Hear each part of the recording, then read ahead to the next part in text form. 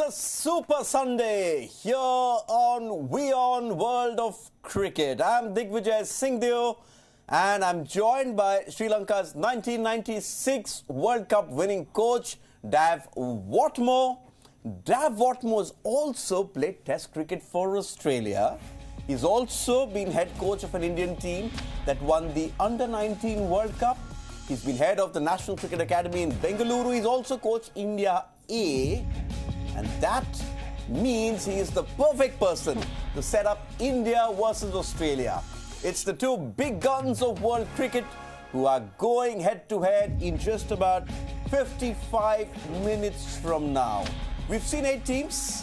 We're waiting for the last 2 teams to get underway at this World Cup. And as they say, it doesn't get bigger than this. Well, it's a blockbuster, and it's what a lot of people in this country have been waiting to see, been patiently waiting to see, and now they've got their chance. So I think the significance of this becomes a little bit more important for Australia, I think, because they're playing a team who is very well known for their own conditions, and they're one of the favourites. So I think very important if Australia can stamp a little bit of authority early, would be a very good thing for their campaign. So when you talk favourites, we've seen one favourite team getting hammered. That's in the first game, England. And at the start of the World Cup, you would think that India and Australia are up there as contenders. In fact, our discussions have been about who's going to be the 4th team that comes in to this into the semi-finals. Having said that, you've coached at World Cups before.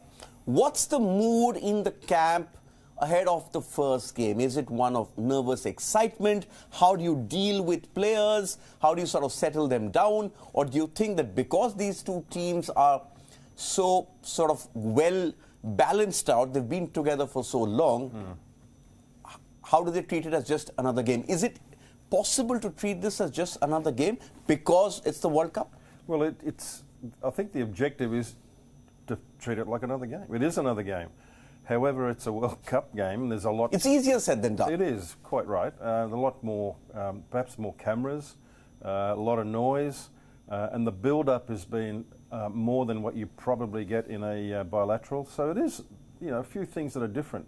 The things that are not different is the length of the pitch, the ball you're facing, the ground, all those things, they don't change. So it's the ability of individuals to not be emotional, just be professional, wipe away those distractions, and play, and have the nous and the confidence to go out there and execute.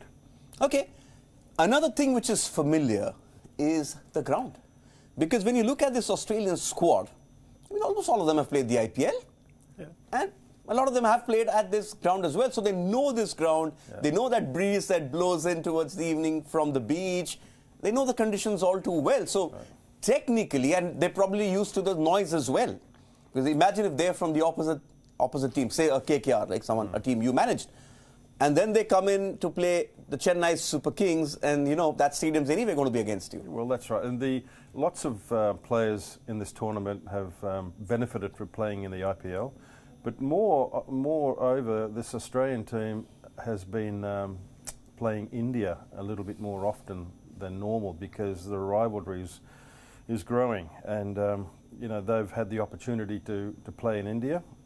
India has played again in Australia more times than in recent times. So that adds to the familiarity of the conditions, but never like the locals who've been brought up. Okay, and Chennai has a reputation of being a very supportive crowd. They've always enjoyed their cricket. Knowledgeable. Perhaps not knowledgeable. Yeah, perhaps not as one-sided. I've seen them applaud Pakistan in '99. In fact, I was there at a game in 2004 where the late Shane Warne, he came back and overtook Murli's record. Remember, Murli had gone ahead of him at that point when he served that 1-year ban, and they serenaded him all throughout. So it's a knowledgeable crowd. In fact, India-Australia have great history. The 86 was a tight test. 87 was that first game of the World Cup where Jeff Marsh got 100. His son Mitchell Marsh is going to play. And Australia then won by 1 run. They went on to win the World Cup. In 79, my first test match in India. You played in Chennai? Your debut was in Chennai? I didn't know that. In India. That was my 3rd test, but the first one in India was in Chepauk Stadium, Chennai. Yeah, so... You're a local man. Yeah. Geez, it was hot too, I can tell you. It was really hot. Yeah, so I forgot what you were saying now, you know. And we're just talking about sort of the conditions and the fact that the crowd is very knowledgeable. Yeah, that's right. They're well read, you know. They're smart people who have a deep knowledge of the game. Literacy is pretty high in Tamil Nadu. They do a lot of reading, newspapers and internet. So they're smart people, and there'd be a lot of disappointed people too not getting a ticket. I know for a fact, reading of so many examples of people who have travelled so far just looking for a ticket, even on the black market, they'll pay big money to get in. Okay, just looking at some numbers. Australia and India, this is what? Australia in 2023 haven't won too many. Yeah. That's the problem, right? If they'd not won that last game in Rajkot, they would have lost 6 in the bounce. Yeah, well, that's not the best. 5 out of 11, but in this tournament they've had a pretty good history. So from that point of view, Australia, you know, will bounce back. I'm sure they'll bounce back. In World Cup tournament play, they seem to rise. They'll still lose 1 or 2, but they are very, very capable. And they also this is the last 5 ODI results, right? So, yep. In the South Africa one, there's one missing there. They were leading 2-0, and then they lost what? They lost 3 on the bounce, then they lost 2 in India, and the 2 in India also, I don't think they were too much in the contest. But there's also a little bit of a change in the personnel who is representing. Yes, I think they were battling injuries and all of that. Yeah. So let's do one thing. Let's look at the squads in detail. Let's bring up Dav Whatmore's 11, and let's look at India first. India first. Let me get that up as well. Okay, this is your India 11. Remember, Shubman Gill may not play. I think he won't play. They may prove me wrong. So you've gone with Ishan Kishan, who's a natural sort of replacement for him, to go up from 5, which we thought he'd made his own. And that means the battle is for the 5th place. You've gone with Shreyas Iyer. Yeah. And another spot which opens up for the Indian team is number 8. You have gone with a local man, Ravi Chandran Ashwin. Yeah, of all the matches that we've done so far, I think this is the easiest one for me. You know, but hang on, that's also because it's unfortunate for Shubman Gill. We'll have his numbers up some point of time, but with him getting out, if he had played, then the choice was between Ishan Kishan, Shreyas Iyer, and Surya Kumar Yadav. Yeah, but you know, I still would have gone with Shreyas Iyer. Okay. And the Ishan Kishan coming in was forced anyway, so that was the only issue there. And as you said, does Sky play or does Shreyas Iyer play? And I've gone for the Mumbai. Oh, they're both in Mumbai. They're both Mumbai boys. Yeah. And one place for the Mumbai Indians, though. Yeah, that's true. I've gone for Iyer because I think he's a little bit more consistent in terms of... He's reliable, a bit more reliable. Okay. Let's bring up the Australian 11 now. Dav's Australian 11. There you got it. Okay, another one forced change is expected, and that's probably because Marcus Stoinis is now going to be risked. So let's, these 4, Mitchell Marsh going to emulate his dad, hopefully. If he gets a century here, like what happened in 87, that's going to be good. Yeah. Okay, so who have you gone with? You've gone with Josh Inglis over there in place of Marcus Stoinis. Not Cam Green? No, that's what I'm coming to. I think also this team is pretty easy to predict. The only point of discussion would be that that position where Josh English or Cameron Green. Cameron Green comes in, and that adds to a little confusion again as a bowling option. They've got plenty of bowlers there, but if he does come in, then you know, do you throw him the ball? Do you not throw him the ball? But essentially, if he comes, he's a batsman. Okay.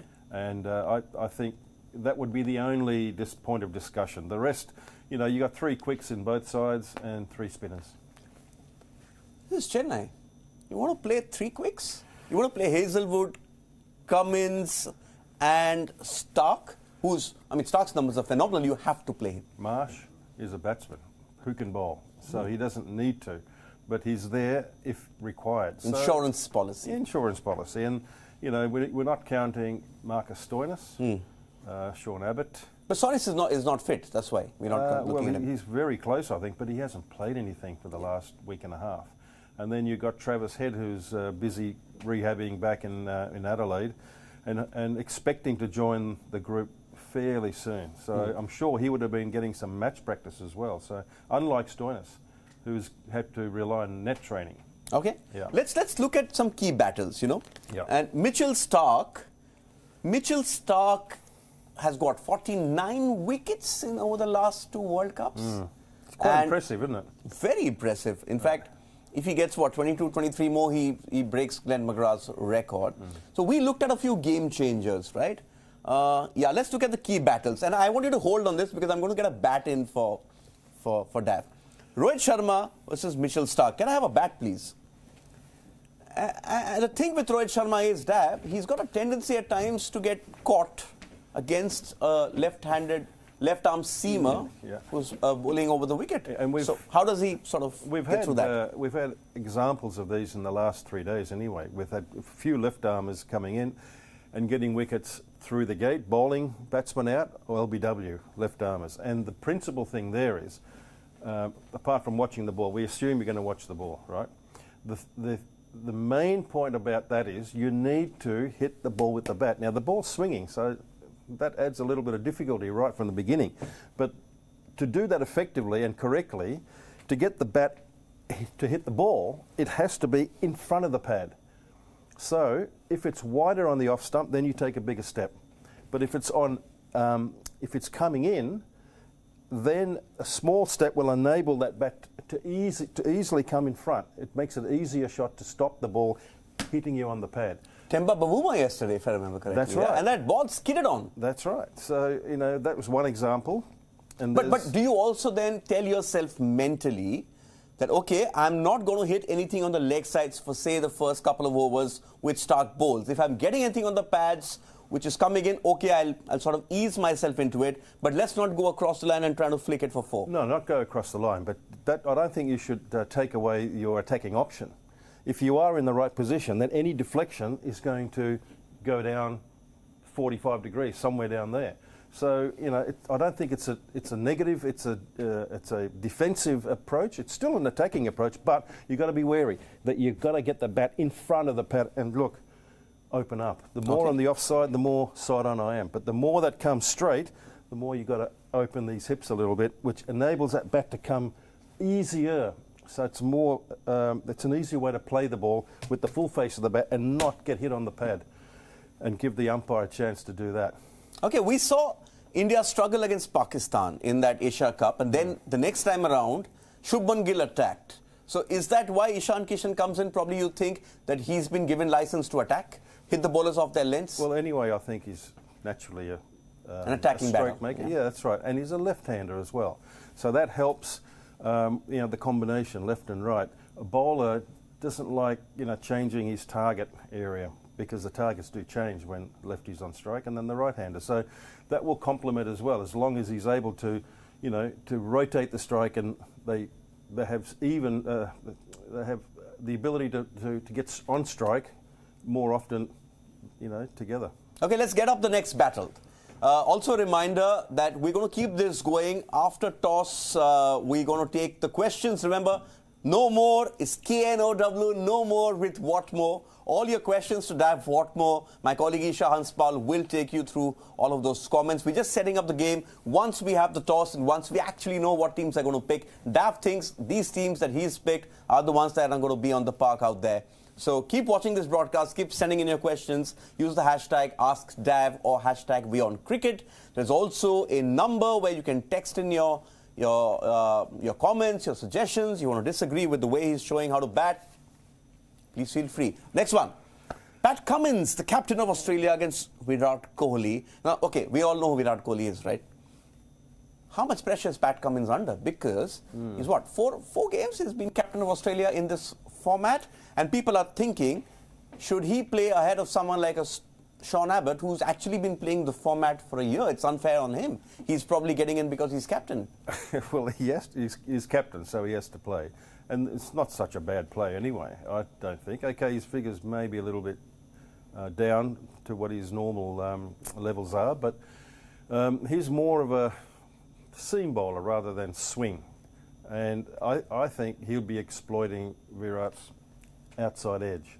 So, incumbent on him to be accurate, to ask Kohli to come forward just on that fourth and fifth stump line, where but no batsman likes it. No batter likes it. Sorry, I'm going to be politically correct. No batter likes it. Surely, with a brand new ball as well, if you're able to do that. Virat, when he first started, was very good from mid-off around to the leg side. Over the years, he's developed this game through here. And I vividly recall talking to Jack Callis when I was with Knight Riders, and Callis was saying to the group, if you get Virat playing through the covers, you're winning. So that was one of the objectives we had when we were at Knight Riders. Now I've seen some beautiful drives through the offside with an open bottom hand, which wasn't the case when he first started.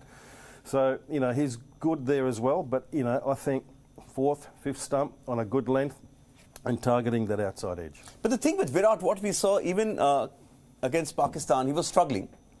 He let KL Rahul sort of take over and attack.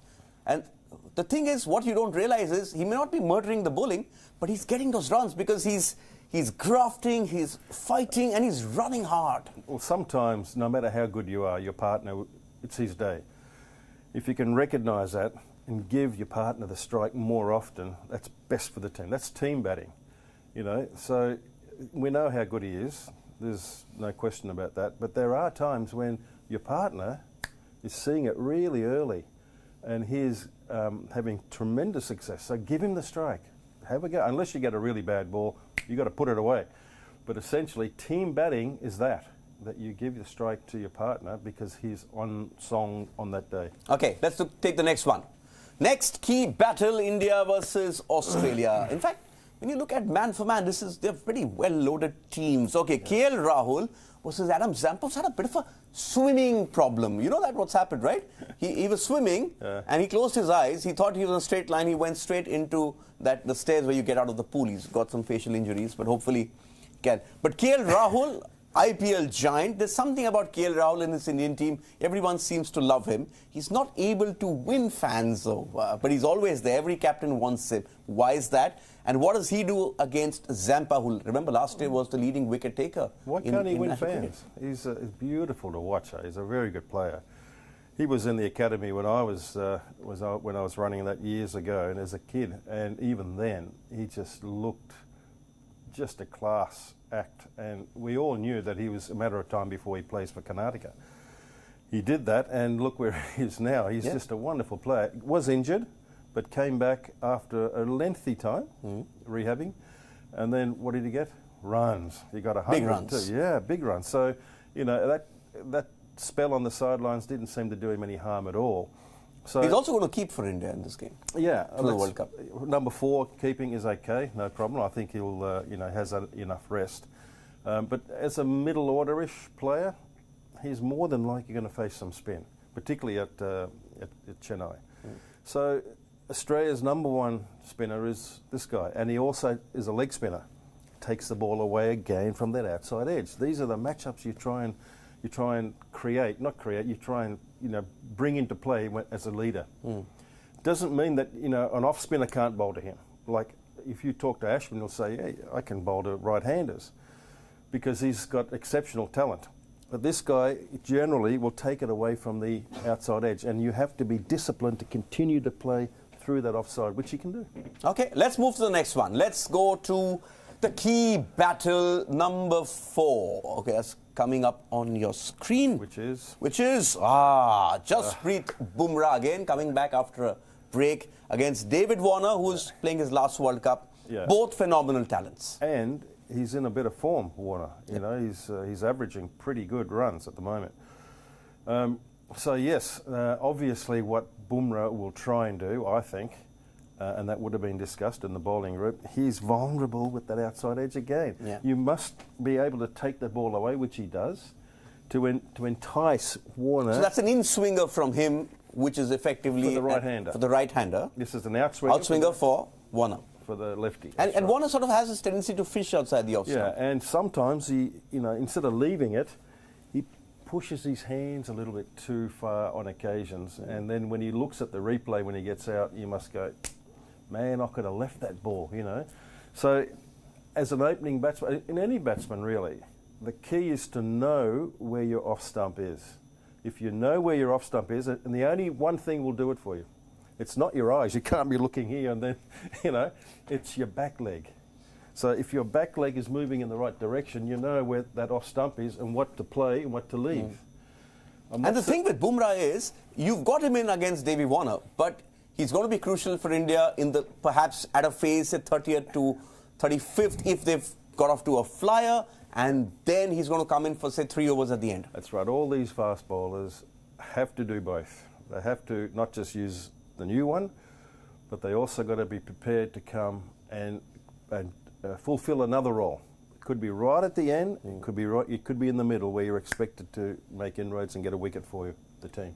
Okay, let's look at the last one, and this one, I know you, this one's going to be Smith. interesting. This one's going to be interesting. Steve Smith against Siraj. I'm surprised you don't have Maxi in there. No big show, Maxwell. We'll come to that. Steve Smith again against a bowler in great form. In fact, when Bumrah was unavailable, he's sort of been India's #1 bowler. Technically, the leader of the attack is Bumrah, but for the last 2 years, it's been Mohammad Siraj. Steve Smith is perhaps going to be told to just be there till the end, or lay the platform. Yes, well, that's one of his... Do what Markram did, but Markram was just outstanding. Well, if he did what Markram did, good luck. Good luck. Yeah. But Smith, is a very, very experienced player. He's very frustrating to bowl to because of that big movement across, which is something that you will not advocate for any youngster. But after he completes that movement, then he's in a good. He actually remains in that good position to execute his decision. So, okay, he's still vulnerable for that ball just outside the off stump. He's very good at when you overpitch, particularly good at anything on the stumps. He'll back himself, even though he's right in front. He'll back himself to hit it, like Virat Kohli. If short ball can be a bit of a problem for him. But generally, I'd be looking at Mohammad Siraj if he's able to swing it, which he can do, and he's supremely confident at the moment to be able to.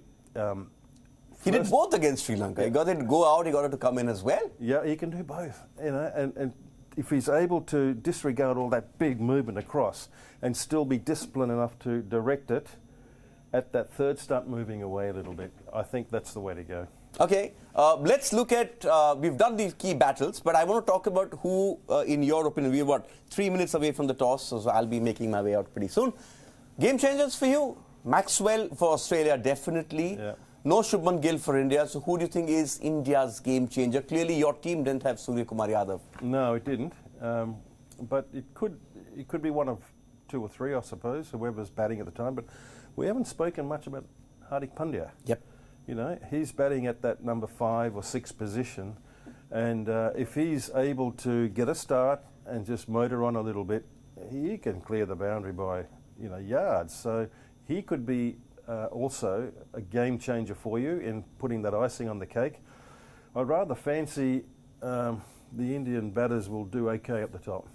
Okay, but do you think that what we saw with South Africa yesterday, the reverse sweeps, the sort of going after the bowling different ways, Maxwell does that very well.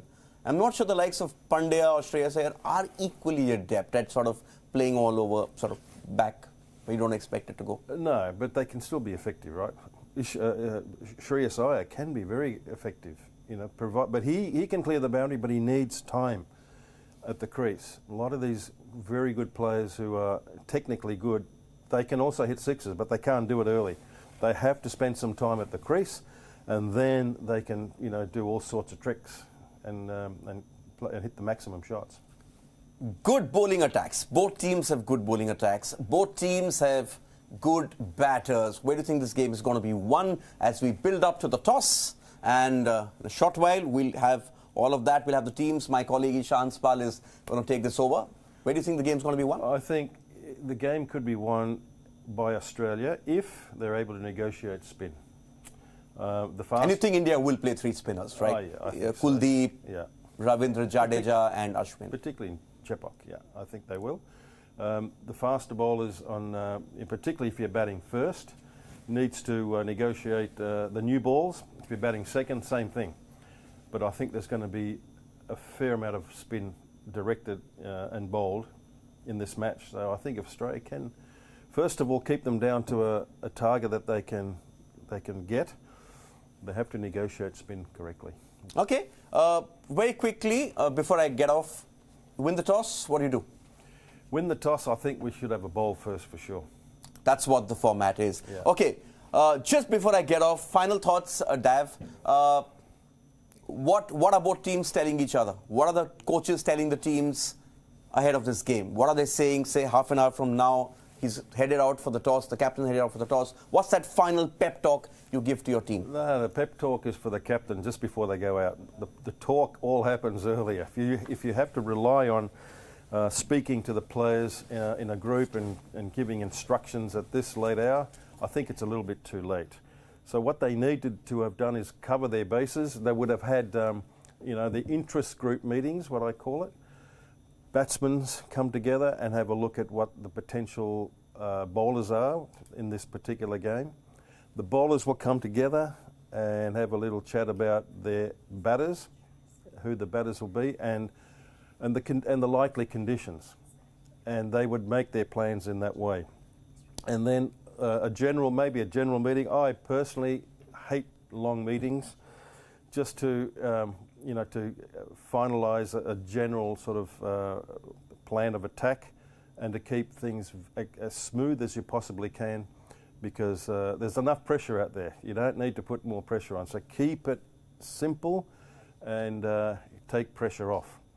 Also, we're talking about the rivalry between these two teams. Obviously, the Ashes for Australia is number 1. But I tell you, this Australia versus India is growing and getting a little closer to the Ashes, what it means to the Aussies.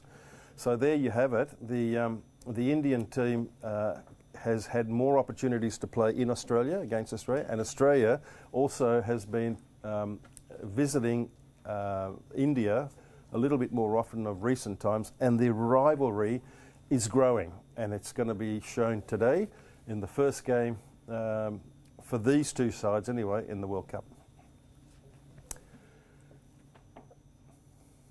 All right, Dav, how are you this morning? We pulled a late lighter last night, and this one seems to be an even more exhausting one, pleasantly exhausting.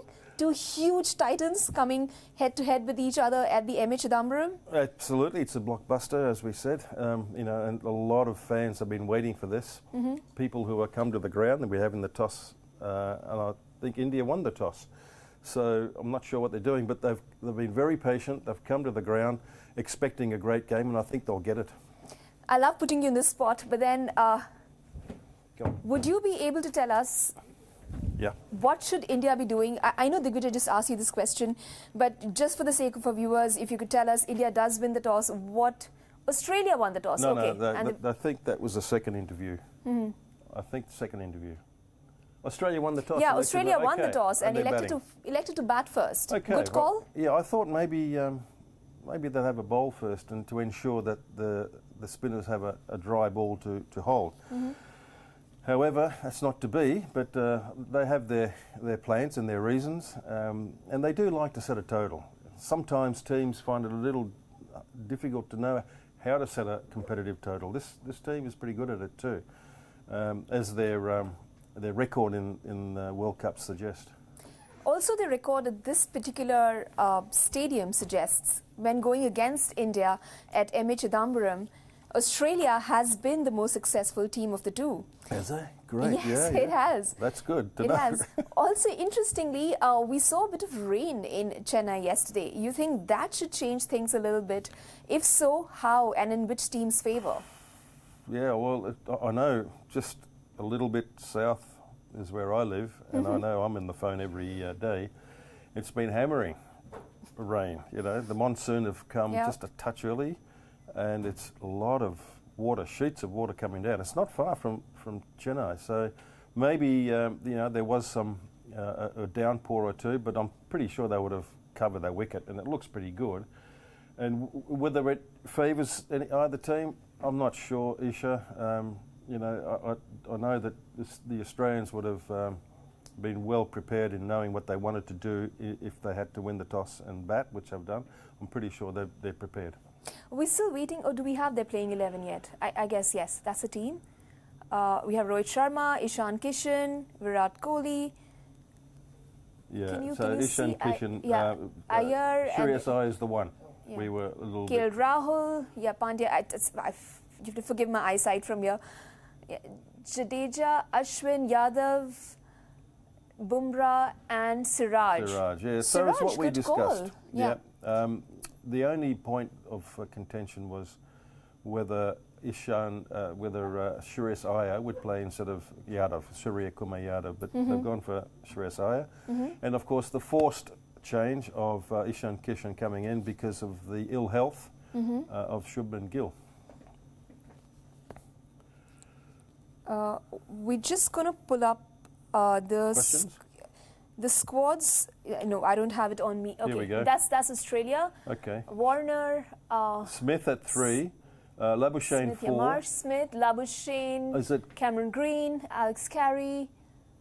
That's Cameron Glenn Green. Maxwell, yeah. Okay, well, I had Josh Inglis in my predicted 11 / Cameron Green. So you also had Jadeja somewhere in there in the Indian squad, didn't you? Yeah, he's there, right? He's there, yeah. Okay. He'd be absolutely as a main all-rounder. So that was the only point of discussion with the Australian team, and both teams to me was a little bit easier to predict than it was in the other teams, I can tell you. Yeah. How different or similar is the 2023 team of India that goes into the World Cup when we compare it to the 2011 team, considering that also played in India, the host nation, and India made a record in winning the World Cup, being the first team that won a World Cup at home. Yeah. Do you think India is similar on those lines? Team India, in fact, is similar when we look at the team of 2011, or there are dissimilarities in the makeup, in the skill set, etc. of this team? Well, it is different to a point. The main one, I'd say, is Mahendra Singh Dhoni. You know, what a wonderful captain in the way in which he applied himself from a temperamental point of view. His bowling changes and just general cricket nous and keeping calm. Very important to keep calm, especially as a captain. I think Rohit Sharma does a good job. That's one big point I would like to mention. The other one is also, you know, other great players in the 2011, Gambhir, Yuvraj, Tendulkar, Sehwag. You know, the list goes on. Kohli is the other one that's played in both, but they're both very talented teams. And again, the conditions, their home conditions, whilst you have opposition players, have had the experience through the IPL essentially. But Australia of recent times have been invited for more bilaterals by India. So they have a little bit more of an advantage, I guess, because of the frequency of times I've been to this country.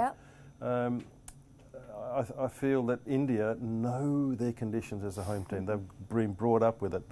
They play their, you know, Vijay Hazare and Mushtaq Ali and Ranji Trophy over the years, and they do travel and they do play on these grounds. So it's interesting you mentioned experience, and we were contrasting it to the team in 2011. If we can just pull up the squad this time, if you look at the likes of, there are quite a few guys here who haven't really played 100+ ODIs, which there were a lot of members in the team of 2011 who had that kind of experience. A lot of them here in terms of limited overs cricket, probably on their 20th, 30th, 50th, 60th ODI probably. Yeah. So do you think that will be a factor in terms of experience? If you gave us the average age in the 2011 compared to the average age here, I would think yes, that would be a little bit higher. So from an experience point of view, then maybe if that was going to be a factor, then obviously it'll work against it. But I don't think so. Cricket's changed so much, and these guys are supremely confident. They know what they can do, and it also has a bearing on how tight the group is from a team perspective. Dav, it's really interesting. These guys, your team is exactly the team that India has chosen to go in at the crease. However, I remember talking to you last evening. I told you it was easy. You didn't have Kuldeep Yadav in there. No, I did. Didn't you want him to sit out probably? And no, I said if they happen to go for a little bit more cautious approach, then Shardul Thakur will come. But I had him in there. Hey, don't. You can't miss him out. No, I need the credits. One really interesting one for me is Pandya. A lot of contrast has been drawn to Yuvraj Singh. I'd say unfairly so, because the skill set is very different there. He is a fast bowling all-rounder. How is him being in the team? It balances the team, to me. He has the ability to bowl fast. And he bats very well, and he's a very good fielder. So he gives you that ability to balance, to play one or two, either an extra batter or an extra bowler. So he's a bowler, so you've got only two more to look after the pace bowling area. So that's done. He can bat, so he's taking a spot in the top 6. So what a terrific person to have in your team. That allows flexibility in your selection. The only thing with Hardik Pandya, I feel, he needs to be managed a little bit. He's had a little history of injuries, and he probably needs to be managed. And if there is any chance of him avoiding his full 10 overs, knowing you're going to win the game anyway, then I would be looking to reduce his workload from that area, from that discipline, the bowling part of it. But fielding and batting, he's very good to have in the team. He was really good in the Asia Cup as well. Yeah. However, we didn't see much of him in the series against Australia. Is the comparison to UV fair as regards his position in the team? Or he does a fair job, like you said, of balancing it all out? Well, the big difference, the big contrast, of course, is he bowls pace, and Yuvraj is bowling his little left-arm spin.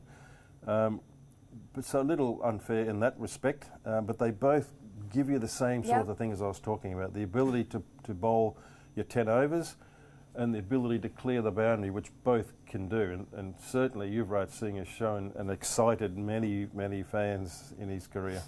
As we progress in the tournament, do you find place for Suryakumar Yadav coming in there? And, who would you be sitting out?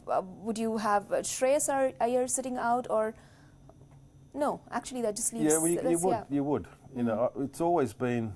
I know many people were also saying the same thing. Shreyas or Yadav, Suryakumar Yadav. Which way do you go? And depending on the opposition, I feel it would be nice to get him in there and see how he's going. Because he's a game changer. There's no question. There's no problem with his fielding either. So it's a matter of having the confidence to have a Suryakumar Yadav, to come in and bat in the 11 and in top form, because he'll really turn it on. A little bit like, I guess, Aiden Markram, David Miller from South Africa, as well as the other the hitters that came and did so well. So he can, be completely destructive as well. How much will the partnership between Shubman Gill and Rohit Sharma be missed? Not just in today's game, given Shubman's health, he could be out for a few matches. He'll be missed for sure. The top performing partnerships that we've seen of late. Yeah. And Rohit also playing a very different brand of cricket when we compare him to the Rohit of 2011. Yeah, as we have done on this show with you, Isha, his average is, I think, 66 in ODI cricket. That's insane. Yeah. So that's a reflection of the current form that he's in. So no question he'll be missed, and he's been opening with his captain, and now has to be forced to sit out for a game or two. I think he'll be back pretty quick, to be honest with you. But the Ishan Kishan comes in. Now Ishan and Rohit Sharma, they're both good players, but they haven't batted together for a little while, and it might take them, a few overs to work it out, what's happening, who's seeing the ball a little bit better, who should be getting more of the strike, all that sort of stuff. Right. Before we go over to the Australia squad, let's just take a couple of comments or questions that our viewers have sent to you, which is on the segment that we're calling No More with Whatmore. And Dav has been really, really kind in answering it to all you guys. Okay, the first one that comes in... From? This is from Suraj. He asks, how many runs can Team India and Australia make today? Suraj, yeah, good. Suraj, I wish I had a crystal ball, Suraj, but I think you'll be sympathetic when we're trying to project. A lot also depends on the pitch, as I've been harping on.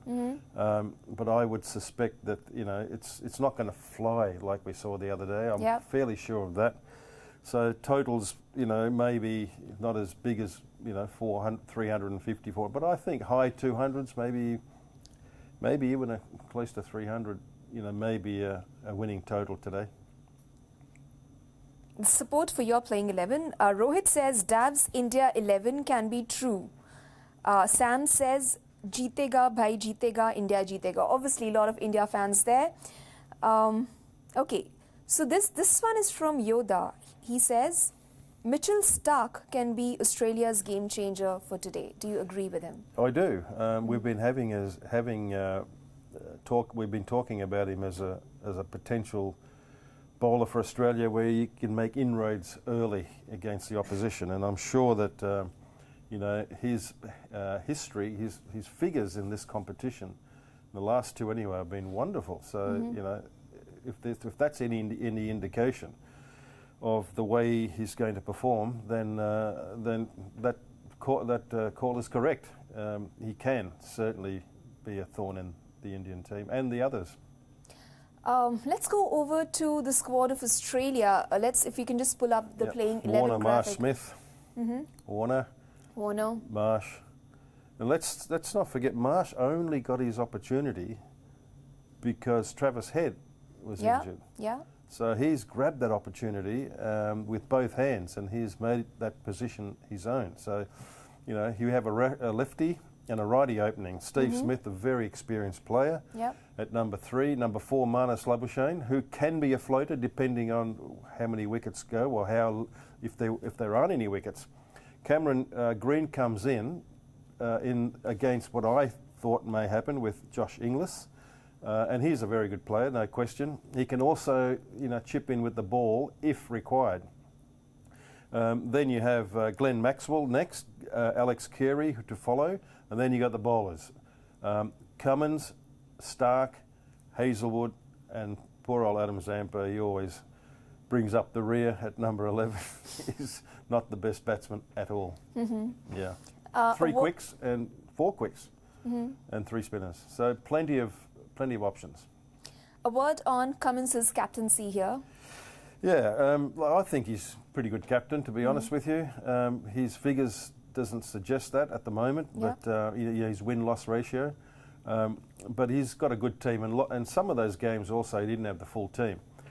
I'm expecting him to do a good job. I think everybody would. He's a very physical type of person, very team-orientated. And if the worst comes to worst, and I think if he has a bad couple of games, that certainly the discussion, he would lead it. That should I step back and make this team stronger and bring in another fast bowler? We see Warner leading the run charge there with Team Australia. Definitely hunger to score runs. He knows the conditions very well. Possibly his last World Cup? Yeah, I think so. I think very hard to see. He's retiring from Test cricket after his home Test match in New South Wales, Sydney. So I think every chance that he'll finish up sometime in the next 6 months, and he'll be playing just one format, and that'll be T20. But very good player at the moment. He's bounced back into form. Australia has also, it's a different team from what we saw a few years ago. Their style of play is a little different. Would you say it is possibly suited for the Indian conditions and, of course, this format, the 50-over format? I think they still want to be aggressive. They still want to impose themselves on the opposition. But to me, the subtle change has been a big effort to become more of a nice guy. They had a horrible, horrible reputation of being a team that gives a lot of verbals, and potentially that still can happen.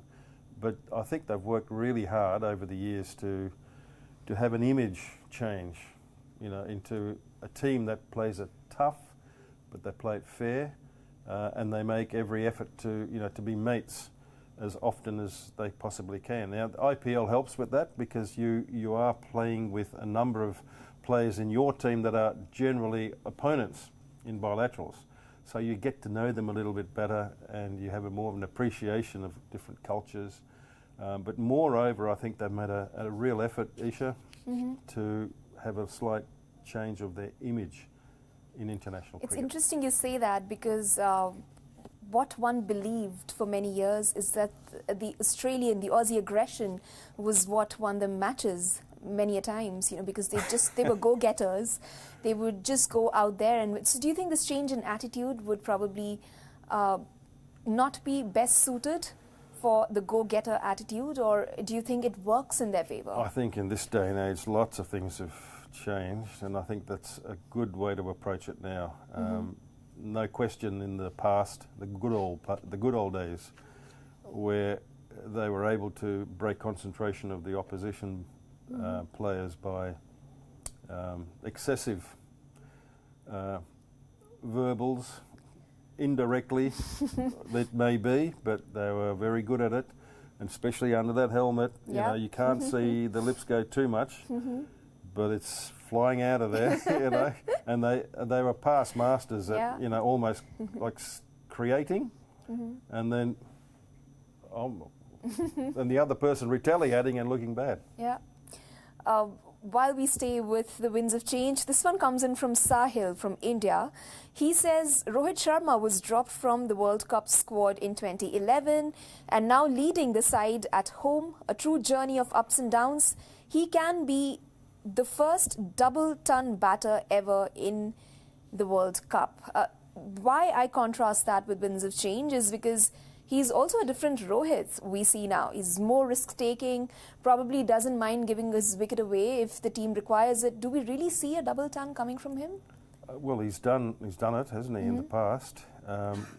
If conditions suit, I said that the other day, if conditions suit and he gets a start, he can also front foot, back foot, square the wicket straight.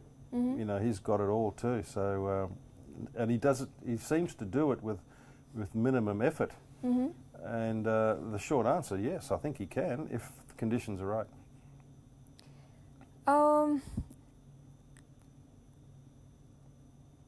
30 hundreds.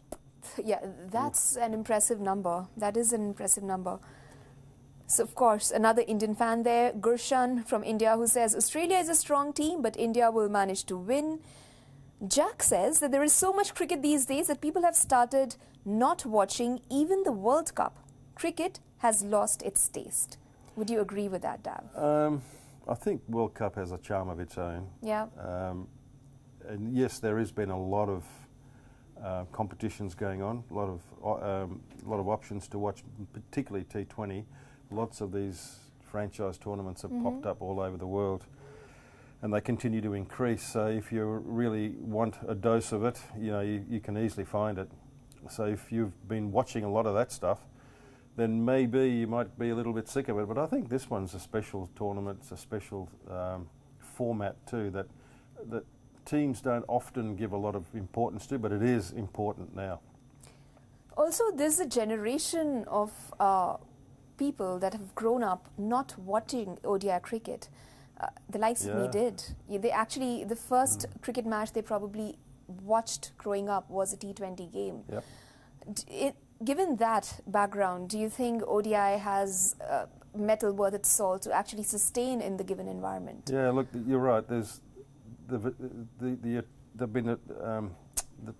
T20 format has attracted a slightly different market and an age group. So it's quite possible that some of the fans have only known one format, really. But you know, I think this is so big that it only comes around every 4 years, and it gets so much exposure that I'm not sure that you know, even those youngsters won't take an interest in following the fortunes of their team.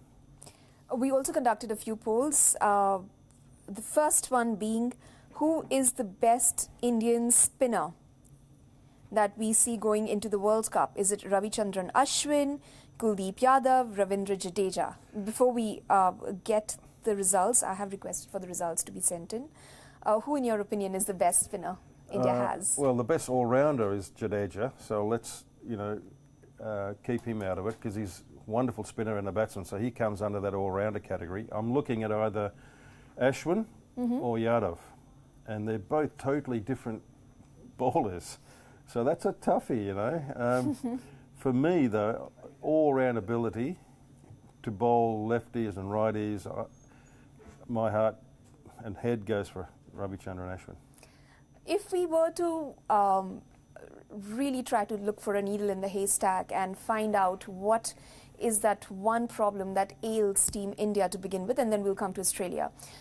Do you think it's the ability to finish strong, perhaps, or what do you, towards the end of the order, what do you think is there, is that one thorn in the eye? Maybe one more all-rounder, you know, to bat and bowl with a bit of pace. The spinners are okay, I think, but maybe one more all-rounder. A batting all-rounder? Well, you have Shardul Thakur who can do that, but ideally someone, you know, perhaps without being disrespectful, probably someone who's probably a little bit better would be ideal for that Indian team. So the all-rounder, I think, position would be the one that I think, you know, would strengthen their team. So we have the poll results in now. 46.4% say it's R. Ashwin, who's the best spinner in the Indian squad. 39.2% say it's Kuldeep Yadav, and 14.4% say it's R. Jadeja. Well, there you are. Well there you done, go. people. You got that right as well. Just, yeah. Okay, we also conducted another poll. Should India risk Shubman Gill? An astounding 71.3% say no. Absolutely not. And They need to, another 8 games to go. Yeah. Very, very early in this tournament. Yeah. So he's too good to play. I know he's young, but he's too good to play. Who should replace Shubman Gill in India? 11. Well, the decision has already been made, but we conducted the poll anyway. Shreyas Iyer, 35.7%. Surya Kumar Yadav, 49.2%. Well, the viewers don't seem to agree with you, Dav. Just a quick one, though. If Ishan Kishan now, he's playing, yeah. what happens if he gets 120, 130? You really should take that up with them. And then Shubman Gill says, oh, I'm fit now. Yeah. I'm available for selection. Fair point, well made. Whoa. Yeah. Yeah, that's going to be really interesting. Really interesting. Watch the space. Shardul Thakur, 5.6%, and R. Ashwin, 9.5%. Oh, well. That's And interesting. make up the numbers. Make up the numbers. Okay, we also conducted a few other polls. Who will be Australia's game changer? So before I tell you the results, Dav, who do you think it will be? Well, we already talked about it, but then Glenn Maxwell, I think, Glenn is Maxwell. potentially one. Anybody that can whack, you know, and just get a lot of runs in that last 8 to 10 overs is a game changer, who can really put the foot on the gas and bump up that score. So he's definitely one, but he may come in a little earlier than what a typical game changer might. Anybody who can do that, Alex Carey can do that as well. You know, Cameron Green, whoever, you know, is in the position to accelerate big has got the opportunity to be a game changer. Shockingly enough, now I did not put this poll out, but then we don't have Maxwell there in the poll questions, in the options. So David Warner, 17.2%, Pat Cummins, 19.4%, Stephen Smith, 25.8%, and Mitchell Marsh, 37.6%. Would you agree with that? Well, it's a little surprising. But Marsh, of course, can have the ability to do both. He can have an impact both batting and bowling. And Is there at the crease now? Yeah, we're about to start. You know, it's going to be, my eyes are going to be there all the time now. Yeah, nice day, isn't it? It's a nice sunny day, blue sky. It's a good seeing day. It's all to play for today. So one quick weakness, one quick chink in the armour of Team Australia? Oh.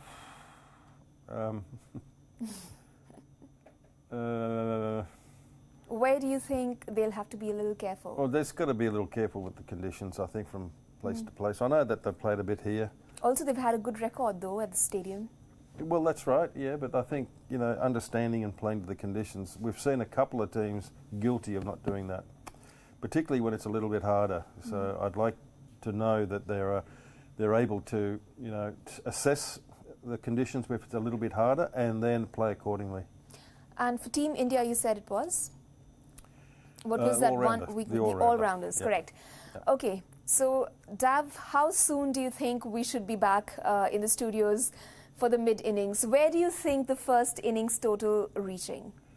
Well, there it is. Ooh, played and missed. Well, you're asking me what the total is, right? Yeah. I think they'll bat the 50. So it's going to be all of 3.5 hours, plus maybe a little bit more.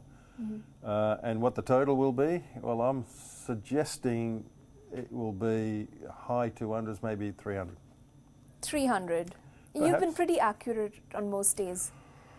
Well, I'm just, that's just one delivery on watching that wicket. So let's see. Let's see.